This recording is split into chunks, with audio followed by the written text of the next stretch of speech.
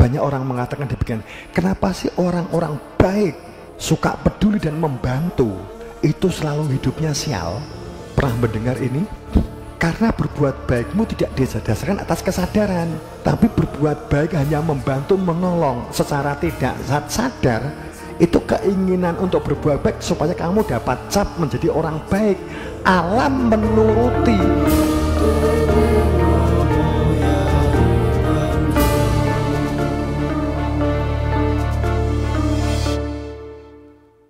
Kalau kamu meminta nasihat orang lain untuk dibantu, untuk membantu permasalahan kamu, entah tentang materi, entah tentang kasus keluarga, entah tentang curhat-curhatan,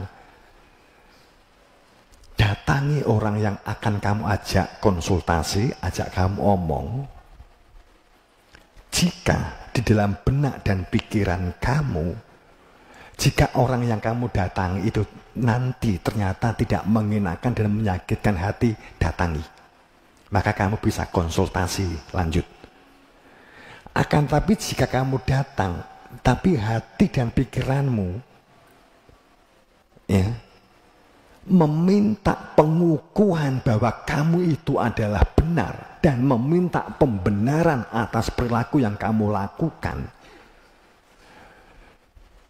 kamu khawatir jika orang itu nanti ngomong tidak mendukung kamu, dan kamu akan sakit hati jika diberi masukan-masukan yang tidak sesuai dengan pikiran kamu, maka kamu jangan teruskan untuk curhat. Sekali lagi, kalau kamu curhat hanya untuk meminta kepuasan jawaban, membenarkan atas apa yang kamu lakukan, hindari. Jangan kamu lanjutkan. Berarti kamu akan menjadi selanjutnya dan terus-menerus hanya mencari orang-orang yang merasa nyaman saja. Sekarang pertanyaan saya, kalian pernah merasakan begini?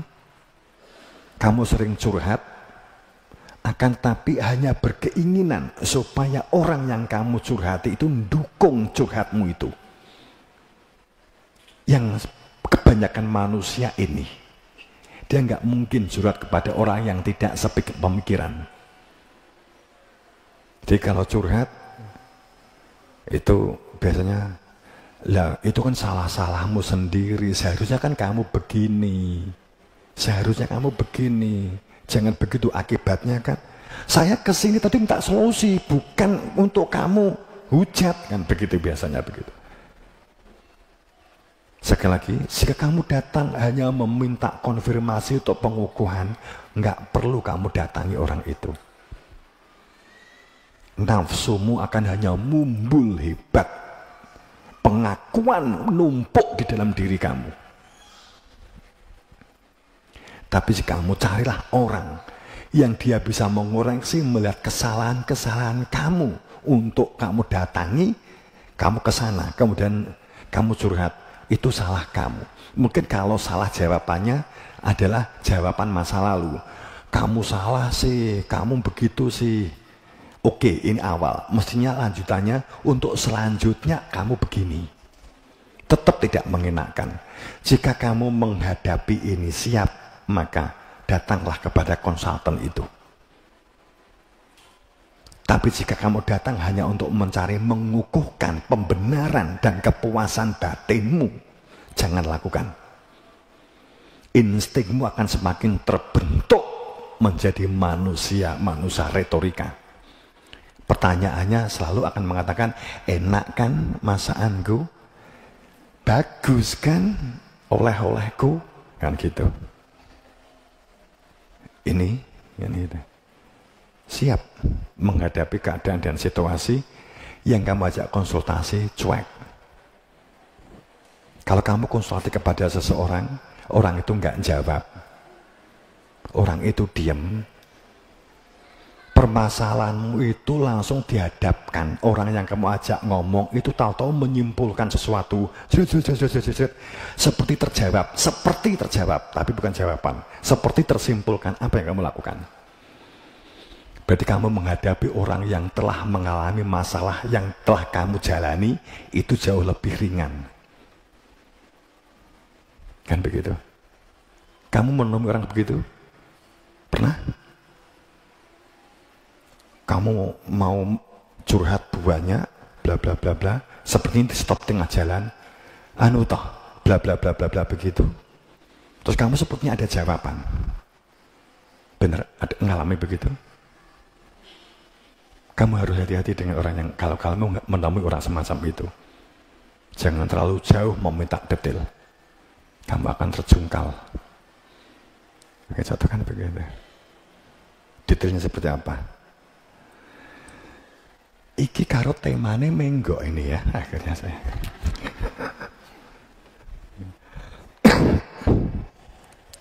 Psikologi.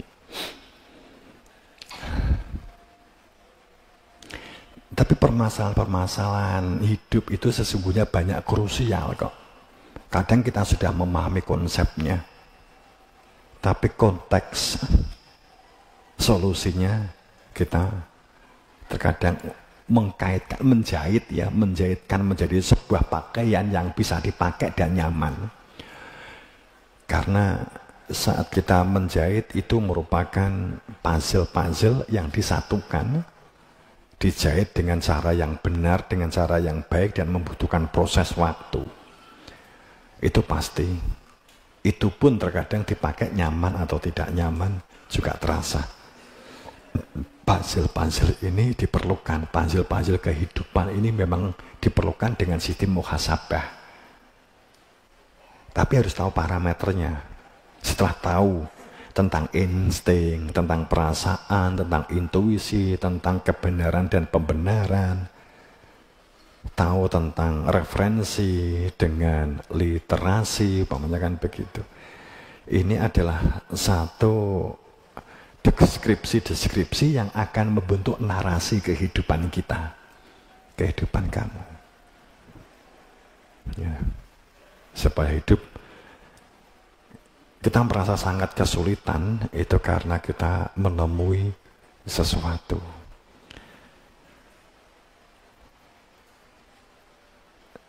Yang saya, makanya sekali lagi penekanan saya, menjadilah orang yang sadar. Bukan menjadi orang yang halusinasi kebebasan. Ya.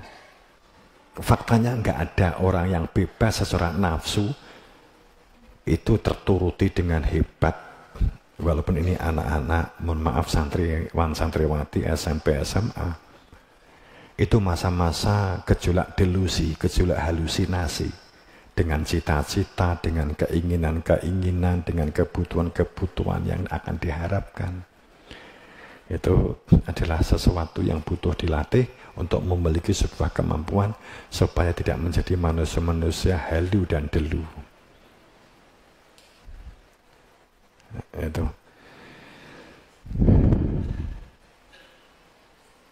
Ini sudah 1 jam tiba-tiba.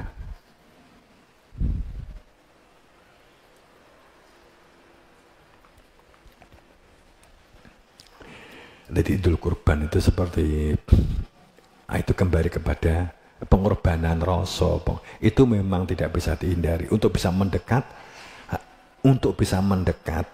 harus tahu parameternya. Saya mengungkap hal yang sepele tadi, tapi itu sering krusial. Krusial itu bisa maknanya sederhana atau sesuatu yang terulang gitu loh. Sepele. Itu kan sepele, itu kan sederhana, itu kan krusial. Tapi segala sesuatu untuk menjadi besar itu berangkatnya selalu dari hal-hal yang kecil. Hanya sekedar kita itu tidak terbiasa komunikasi, kita tidak terbiasa meminta maaf, akan membentuk karakter orang yang tidak bisa memaafkan.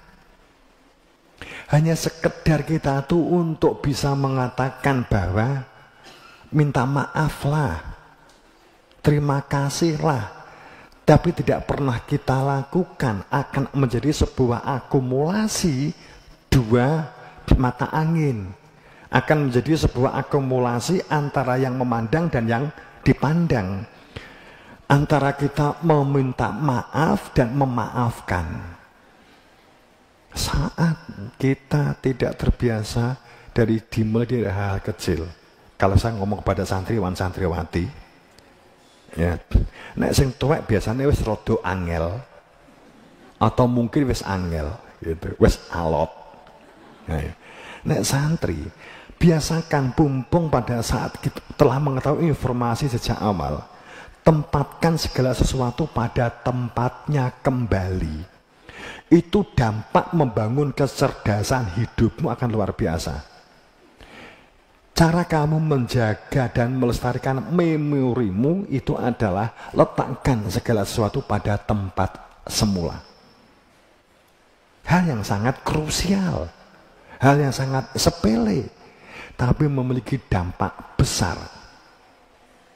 Kalau kita sudah terbiasa semaunya, maka otak juga bergerak semaunya. Contoh begini deh. Kenapa banyak orang mengatakan demikian? Kenapa sih orang-orang baik, suka peduli dan membantu, itu selalu hidupnya sial? Pernah mendengar ini? Pernah? Karena berbuat baikmu tidak didasarkan atas kesadaran. Tapi berbuat baik hanya membantu, menolong secara tidak sadar. Itu keinginan untuk berbuat baik supaya kamu dapat cap menjadi orang baik. Alam menuruti, auranya, energinya juga akhirnya menuruti pola itu. Faham maksud saya? Sehingga pada kita suka membantu, alam juga akhirnya juga menginginkan bahwa kamu membantu kepada siapapun. Gitu. Sehingga kamu seperti orang sial terus begitu loh. Tapi sebenarnya batasannya adalah muhasabah diri kita. Kalau kita berbuat baik tapi kita dalam kesadaran membantu, titik tertentu saat sudah pada wilayah ketulusan dan keikhlasan, maka akan berbalik menjadi memang ngunduh hasil wong pakarti. Iya. Tapi banyak orang yang sering saya mendengar, ngapa sih orang baik itu selalu sia-sia, hidupnya selalu malah terjungkel-jungkel? Kenapa sih?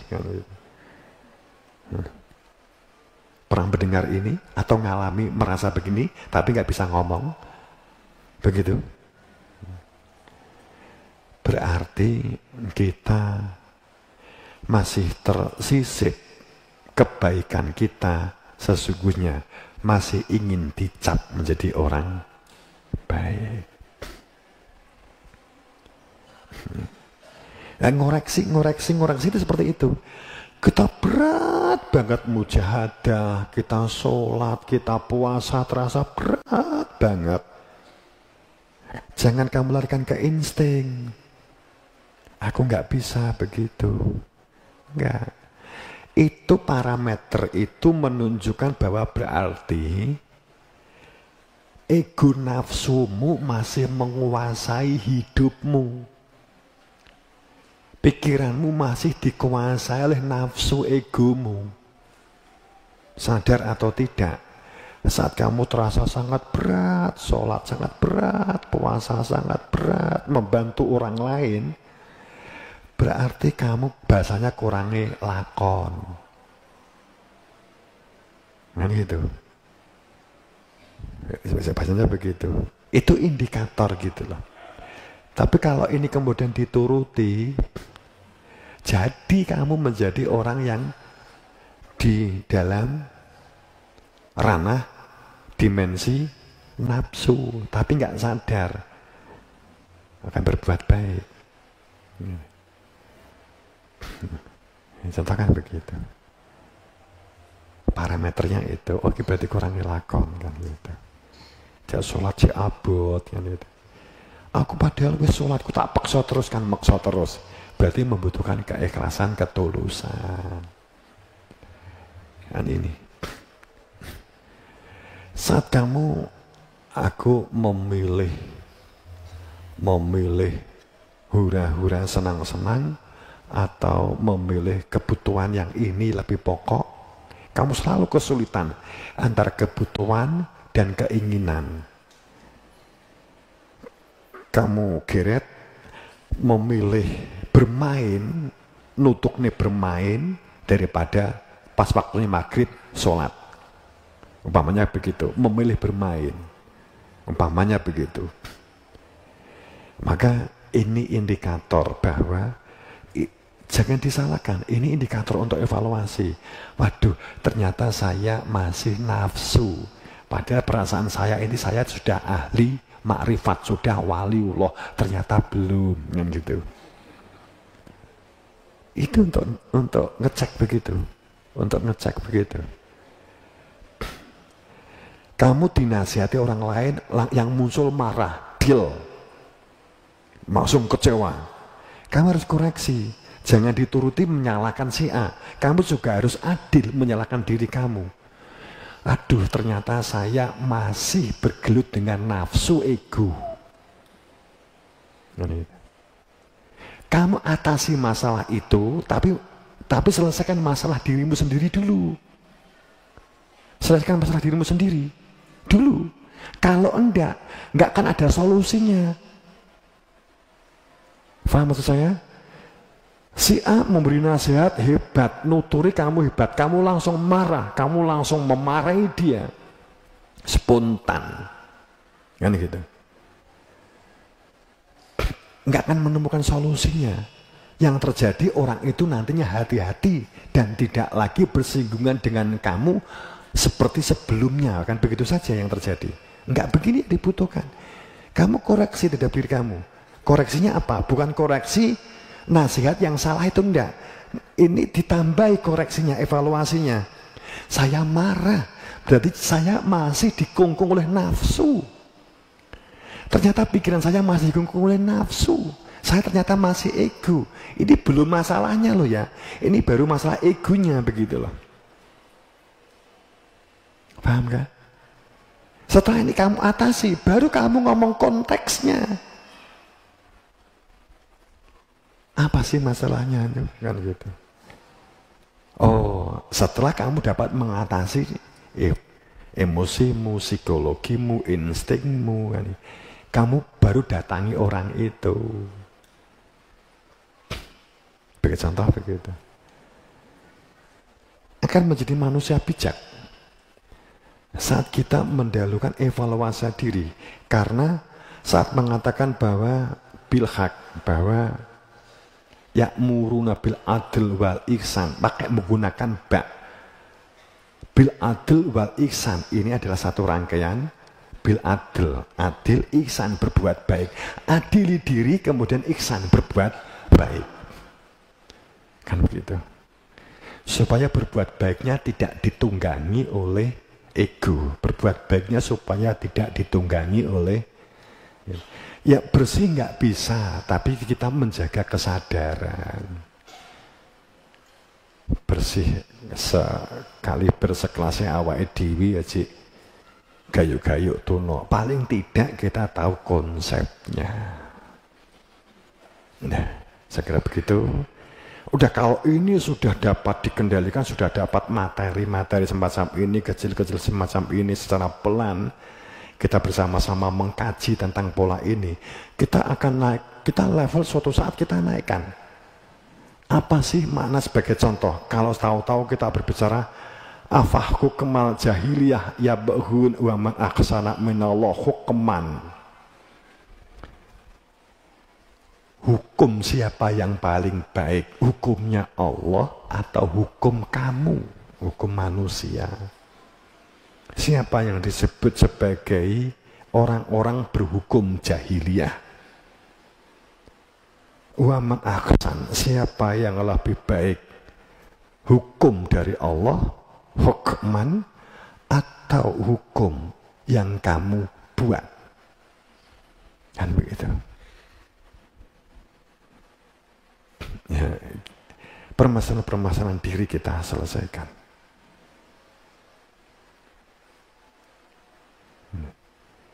Kalau kita berbicara ayat ini kan seperti ini.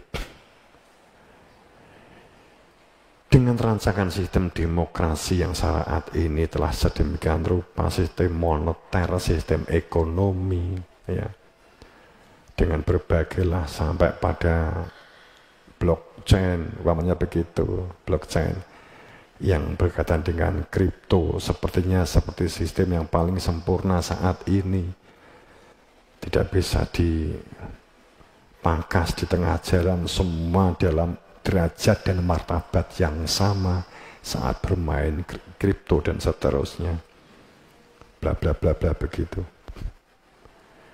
Aduh, ini tak terus jadi kekedawan, tur ya kebingungan, terlalu jauh ya. Deh, enggak jadi deh. Nanti ada tim lain. Sekilas itu memang bagus. Saya juga enggak excellent di situ ya, juga enggak. Hanya karena sakit mencoba mengikuti, sekilas memang bagus banget. Afakumal jahiliyah ya bahun.